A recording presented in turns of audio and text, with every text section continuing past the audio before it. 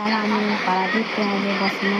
ଟ୍ରେନ୍ରେ ବହୁତ ଭିଡ଼ ଥିଲେ, ଜାଗା ନାଇଁ ଥାଇ ମାନେ ମାଆ ଲାଗି ଜାଗା ଗୋଟେ ହେଲା ଆଉ ମାଆ ବାବୁ ବସିଲେ ଆଉ ଆମେ ଉଠା ହେଇକି ଆସିଲୁ। ଆଉ ମାଆରେ ତାପରେ ବାବୁ ଟ୍ରେନ୍ରେ ବସିଲୁ ଟିକେ ବାପାଙ୍କୁ ଫୋନ୍ ଦେଇଦେଲେ ଆଉ ବସେଇକିରି ଦେଖାଲୁ। ପାରାଦୀପ ଷ୍ଟେସନ୍ ଆସିଗଲା, ସବୁ ଆମେ ରେଡ଼ି ହେଉଛୁ ବାହାରିବାର ଲାଗି।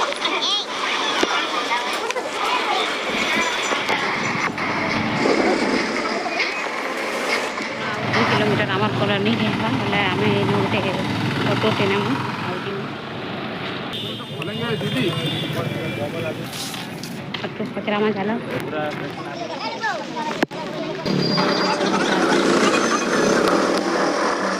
पड़सी पेट्रोलियम टर्मिनल पारादीप रो इनो सब आड़े पेट्रोल सब आड़े इनो सप्लाई हेसी जगह नो।